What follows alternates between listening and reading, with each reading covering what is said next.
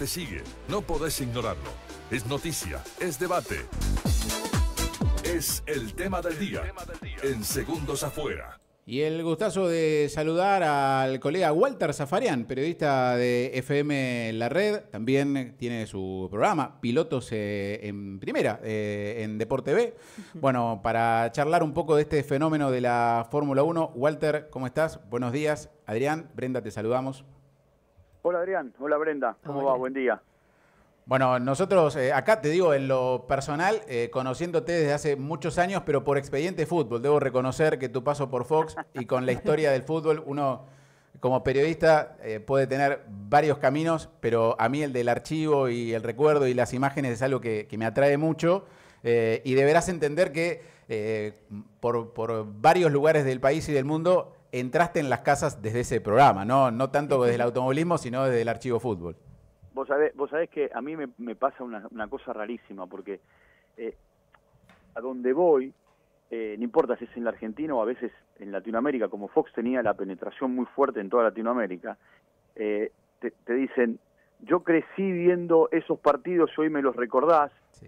Mi hijo que no los vio, hoy se los cuento, y después está el abuelo o el padre del padre, que viene a ser el abuelo del nene, que dice, a mi hijo y a mi nieto yo les conté algunas cosas que en otro tiempo ustedes revivieron, y para mí eso, viste, me llena de satisfacción. Y Pilotos en Primera es un poco una continuación de eso, a diferencia de lo que era Expediente Fútbol, viste, que tenía mucha imagen y poca entrevista. Acá es al revés, es entrevista, foto, video, como también tiene mucho que ver, viste, hoy con esta situación del YouTube, más allá de salir por Deporte B, está colgado en YouTube, entonces por cuestiones de derecho a veces no se pueden usar cosas, claro. Y bueno, y es un poco también hacer que la gente entienda parte de lo que tiene que ver con los pilotos, con los deportistas, con aquellos que marcaron de una manera al deporte de nuestro país, en este caso al automovilismo. Sí, me gusta esto de dar contexto, no sé si era la palabra que buscabas, pero a veces como que estamos en la era de la inmediatez y parece que Colapinto salió de un florero, ¿no? Y que es el único y primer piloto argentino de la historia de la Fórmula 1 y como que todos estamos locos y en realidad hay una hermosa historia para contar. Sí. De hecho, metiéndonos en la temática un poco la excusa, o una de ellas, en esa primera carrera de Fórmula 1 que estamos celebrando, corrió Fangio, justamente. Claro, corrió Fangio. Bueno, lo que era una base militar, ¿no? Ahí en Inglaterra, en Silverstone. Fangio abandonó en esa carrera, termina ganando Farina, que se va a convertir históricamente en el primer ganador por los tiempos de la Fórmula 1, y a partir de allí empezó a construirse toda una historia que hoy, con 75 años, viste, tiene a pilotos que en un momento nadie creía que iban a superar a Fangio con los 5 campeonatos. Primero fue Schumacher, después fue Hamilton. Hoy muchos apuestan si podrá Verstappen no solamente alcanzar a Fangio y alcanzar a Schumacher o a Hamilton, sino hasta superarlo. Sí. ¿Viste? Sí, entonces, sí. Es todo muy dinámico, es todo muy lindo, llegan cada vez más jóvenes. Vos pensás que en esa época, cuando la Fórmula 1 arrancó, eran pilotos ya, entre comillas, veteranos, eran pilotos grandes, llegaban de grande a la Fórmula 1 después de haber recorrido, no sé, en el caso de los nuestros, mucho por acá, mucho de lo que es la actividad nacional, y llegaban a la Fórmula 1, no digo en el último tramo de su carrera, pero grandes. De hecho, Fangio fue campeón grande, y hoy pensá que Verstappen debutó con 17 años, y marcó un montón de récords. De hecho ganó 4 campeonatos, y este chico que es Kimi Antonelli, que con 18 no solamente no se paró en las primeras 6 carreras, sino que siempre sumó puntos, y hasta hizo una pole en un sprint. Sí, y a veces uno siempre hace la analogía con el fútbol y creo que podemos hacer el mismo análisis, ¿no? De que los cracks de otra época, 22, 23, 24 años, hoy ya con 17 miramos a Lamine Yamal y pensamos en por qué no lo coronan como el más grande de todos los tiempos, ¿no? Como que estamos apurados, sí. Ya con poquitos años ya lo vemos en el primer plano. Pero vos sabés que está bueno lo que marcás. Mira, antes un jugador de fútbol lo que hacía era debutar en primera división a los 22, 23 años. Era normal eso. y a los 32, 33 daba las zurras. Hoy, primero, debutan a los 16, 17 en primera. Mastantuono es el caso más cercano, que con 16 para 17 tocó primera división. Y hoy hay jugadores que están en el límite de casi los 40. Enzo Pérez está en su plenitud, Messi está en su plenitud, Cristiano Ronaldo, está bien, son la elite, pero bueno, están en su plenitud. Y hay un montón de otros jugadores. Olvídate de los arqueros, y no es que los excluyo, viste que los arqueros siempre tienen más tiempo para jugar. No me acuerdo que Dino Zoff fue campeón con 40 años, campeón del mundo con 40 años en el 82. Pero son casos excepcionales. O Bondragón, que para cumplir simplemente un récord, lo pusieron a jugar un par de minutos con casi 44 años. Sí, en un mundial, ¿no? Era el más veterano en un mundial. Pero por eso, hoy eso sería imposible. Y hoy, mirá, si vamos a lo que ocurre en el turismo carretera, ustedes lo pueden charlar esto con Jonito de Benedictis, que es ahí en Necochea. Hoy los pibes jóvenes vienen arrasando. Vos fijate que si agarrás la grilla del último fin de semana en Termas, hay mucho target de edad, ese rango etario de los 21, en realidad si voy un poco más atrás, de los 19, porque Faín recién cumplió 19, y hasta los 24, 25 años hay un montón, te diría, no te digo media grilla, pero gran parte. Sí, y bueno, esos pibes vienen empujando. Y cuando, bueno, justo Juan Bautista le tocó ganar en Toay, y también lo trasladábamos un poco a Castellano, Lobería también es una ciudad muy cercana para nosotros, sí, claro, en la fanaticada tuerca, y veíamos cómo festejaban, se lo compartíamos a Juan en ese momento, acá en este mismo estudio le decíamos, también hay un poco de decir, che, tengo 30 y pico y todavía puedo estar, o sea, la sigo transitando contra los pibes que me vienen comiendo de atrás. También se genera ese duelo generacional tan particular de decir, che, yo todavía estoy para ganar, más allá de que hay tantos pibes, se da un lindo duelo. Pero vos mirá, por ejemplo, con Ledesma. Ledesma es de Mar del Plata, tampoco está tan lejos de ustedes. Sí. Ledesma tiene 51 años, o 50 recién cumplidos, y sigue dando batalla. Y el fin de semana se convirtió en el piloto con más carreras en la historia del turismo carretera.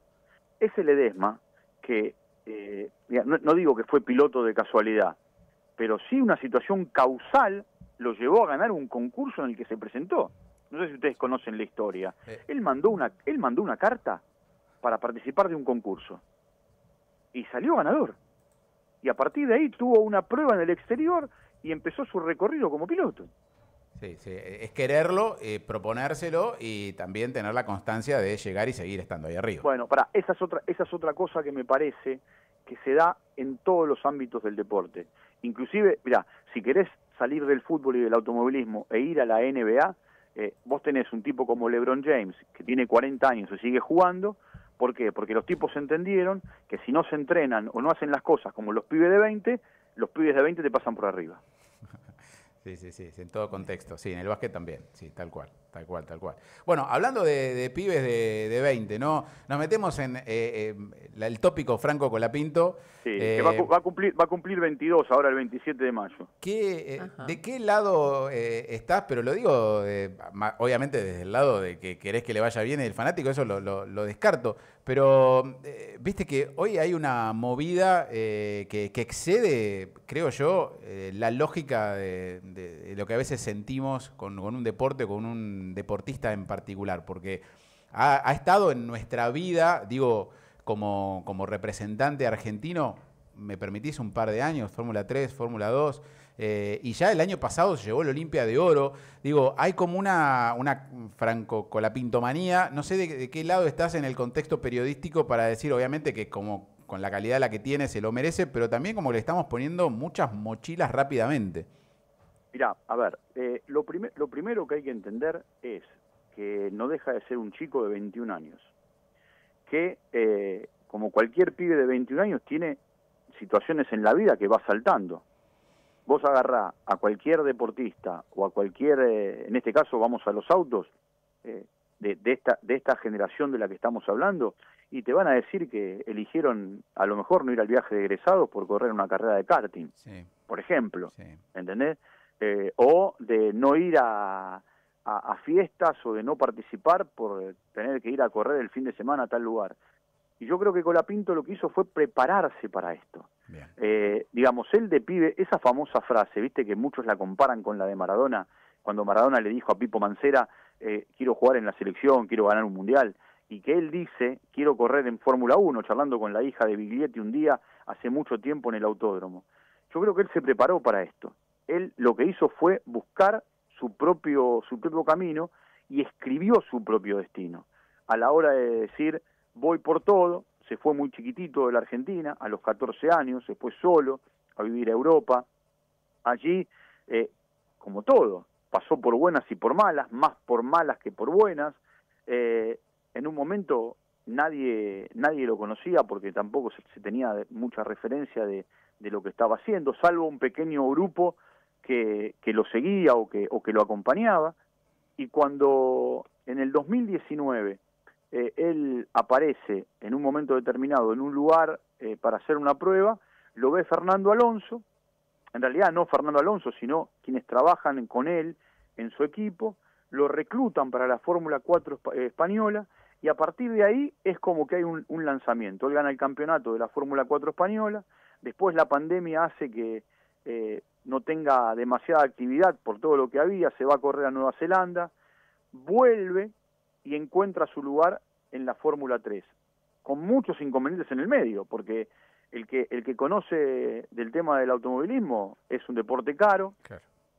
Hay que conseguir mucha plata, más allá de los contactos, y después hay que estar en el momento justo, en el lugar indicado, y con el asesor o el consejero ideal para que te encamine.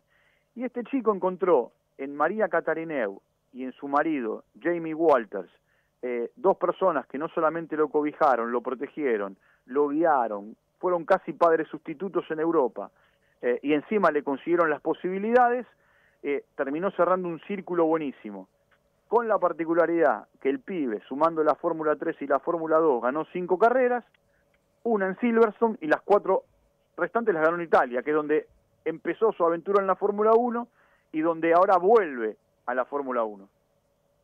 Está ahí como el circulito armado, sí, sí. casi perfecto. Bueno, obviamente que la expectativa que nos genera no solo es por la calidad y por el talle que marcás de su carrera, sino además que tiene algo especial que es carisma. Eso no lo salís a comprar, no te viene de ningún manager. No, mucho carisma.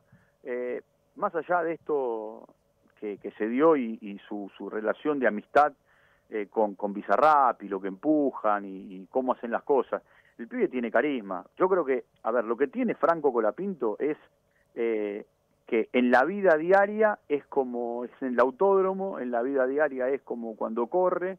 Viste que él no tiene problemas en decir Verstappen y yo somos los únicos dos boluchos, que él dijo otra cosa, sí, que decimos las cosas que tenemos que decir. No tiene filtro. Cuando tiene que correr y atacar es bravísimo para atacar y para hacer sobrepasos. Se lo dejó bien claro a pilotos como Fernando Alonso, como Checo Pérez. Cuando tiene que defenderse es muy áspero, porque también se lo dejó demostrado a pilotos también de primera talla en las 9 carreras que corrió.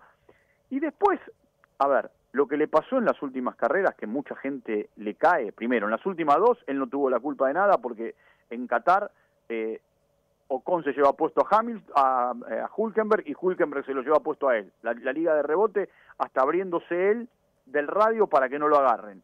Y en la última, lo choca Piastri. Piastri lo toca atrás, sí, le termina rompiendo el auto y lo deja fuera de carrera. Sí, quizá el error más grande es el de Brasil. Sí. Pero bueno, acá lo que hay que medir, y esto lo podés charlar con cualquier piloto, que te lo va a explicar mejor que yo. Vos siempre cuando compartís el equipo con alguien tenés que estar a la par de tu compañero, o mejor. Si no está mejor que tu compañero está mejor. Entonces, acá, el año pasado, comparándolo con Albon, salvo la carrera de Brasil, que los dos abandonaron, en las otras 8, él estuvo 4 veces por delante de Albon en el final de carrera, y Albon estuvo 4 veces por delante de él. Y acá va a tener que estar a la altura de Gasly. Sí. Es muy simple la ecuación. Él corre contra Gasly, digamos, es una pequeña, es reducirlo a lo mínimo, pero el rival de él no es Bortoleto, no es Hamilton, claro. El rival de él es Gasly, Claro. En pista. Sí, parece. Los tiempos en el equipo lo van a medir con lo que haga él y lo que haga Gasly en carrera y en clasificación y en entrenamiento. Sí, después de lo que pase en la clasificación final será la consecuencia de lo que hagan los otros pilotos, pero su mirada va a estar puesta ahí, es cierto. Un poco lo charlábamos también cuando pasaba con Williams, lo comparábamos y como bien decís, bueno, eso es algo bueno como para el espectador promedio, tenerlo claro a partir de este ya viernes, ¿no? Pero bueno, desde domingo de la carrera. Es un poco, a veces uno se sienta y dice, a ver cómo hace podio, y hay que entender que la cosa pasa por otro lado. No, podio, a ver, el que piensa que Franco va a hacer podio el fin de semana, no digo que es un iluso, pero no entiende cómo es esto. A ver, hoy Colapinto tiene un auto, al igual que Gasly, que no son competitivos como lo son, ni te digo los equipos de punta, como hoy lo es, a ver, Williams. Williams está mucho más competitivo que el año pasado en cuanto al funcionamiento del auto. De hecho, hoy está posicionado como la quinta marca, detrás de lo que hoy es McLaren, Red Bull, Mercedes y Ferrari.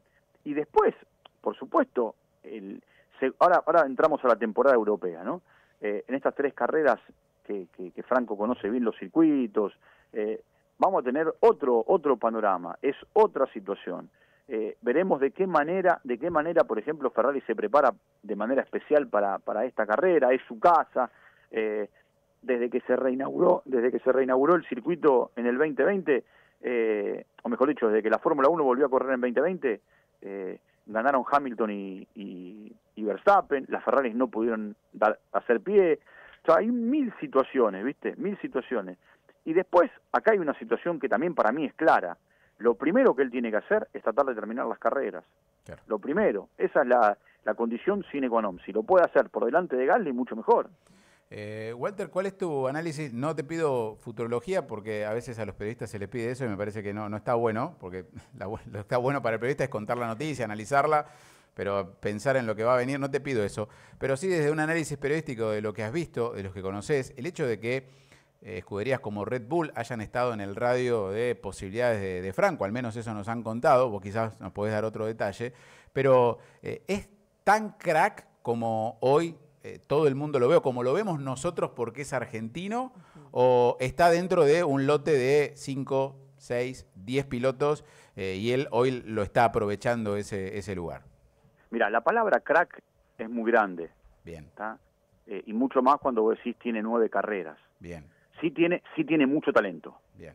Tiene mucho talento, tiene mucho por pulir, tiene mucho por corregir, tiene mucho por aprender. ¿Va camino a ser un crack? Es muy probable. Bien. Es muy probable. Mirá, hoy yo recién te nombraba a Antonelli, ¿no? Hace un rato. Antonelli tiene 18 años. ¿Es crack? No. Es un pibe que hasta acá corrió 6 carreras, que sumó puntos y que por ahora es el rookie del año. Ahora, eso no significa que en las próximas o abandone o se pegue. Bien. ¿Entendés? Parte del detalle también es que arrancó en un Mercedes, no es dato sí, menor. pero vos mirá esto, Brenda, una situación que se da el año pasado, cuando en Monza lo suben a él, a la FP1, el primer entrenamiento del viernes, él sale a la vuelta de calentamiento, cuando abre vuelta, en la curva 4 se pega un piñón tremendo, de hecho le rompió todo el auto a Russell. Claro.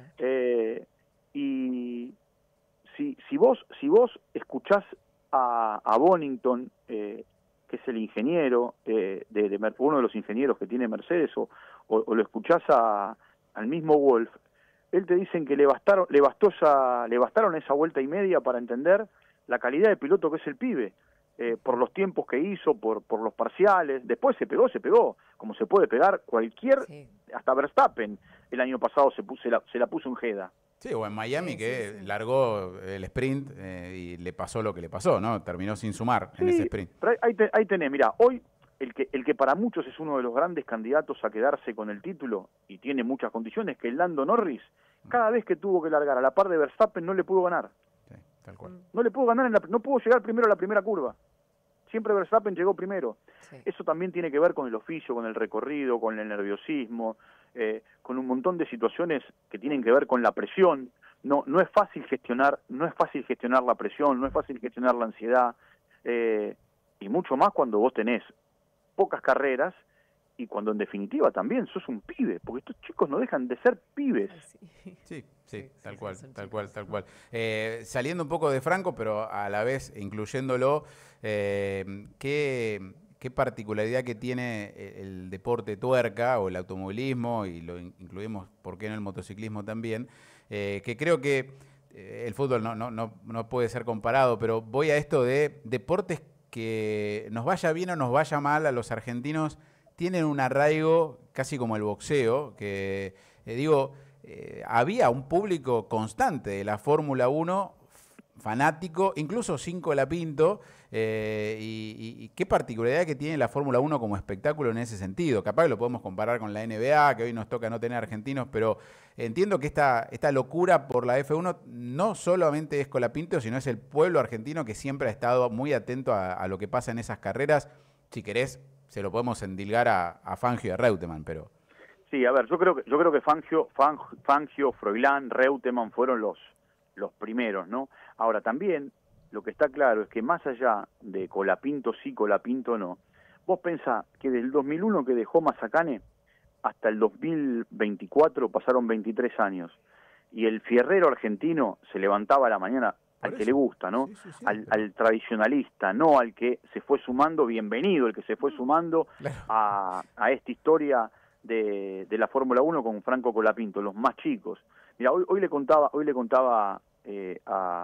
a mis compañeros donde yo laburo en Radio La Red en Buenos Aires, que él iba a ser parte, el martes previo a la carrera de Miami, iba a ser parte de un encuentro con jóvenes sub-20 en el Movistar Arena, que después no se hizo porque él no pudo viajar, y aparte porque colapsó la página a la hora de vender las entradas. Era tal la cantidad de pibes menores de 20 que querían ir a escucharlo para conocer sus historias, para conocer esa manera de ir hacia adelante en momentos complicados y difíciles, adversos, que tuvieron que parar todo y posponerlo porque había colapsado la página por donde se vendían las entradas.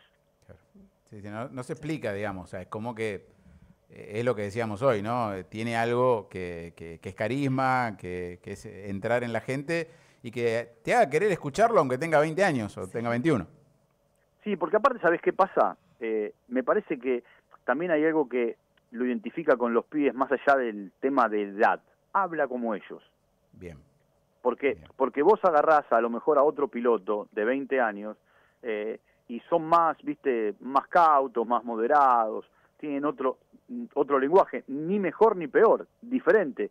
Y él habla como los pibes comunes, como los que caminan por Necochea en la calle ahora o como los que están caminando por cualquier lugar de Buenos Aires en este momento. ¿Entendés? Entonces los pibes se sienten identificados con él. Walter, la verdad que estamos muy agradecidos del tiempo, de la charla, de la predisposición. Para cerrar, me dan ganas de preguntarte o pedirte una reflexión sobre estos 75 años del espectáculo de la Fórmula 1 que ha cambiado tanto y hacia dónde va. Casi pedirte una reflexión. Y va a seguir cambiando. Y va a seguir cambiando porque el año que viene, que es 2026, vamos a tener, o a partir del año que viene, vamos a tener una Fórmula 1 distinta.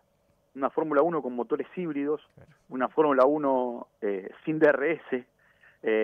Quizá terminen demostrando que los motores híbridos no necesitan del DRS o terminen implementando algo parecido o similar al DRS.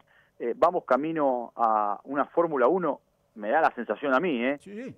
Por lo menos con un piloto argentino por una década, mínimo por una década, por una cuestión de edad, y ojalá que en el corto tiempo alguien se ilumine y pueda conseguir el presupuesto, pueda poner el autódromo de Buenos Aires como lo tiene que poner, y la Fórmula 1 vuelva a la Argentina, que sería,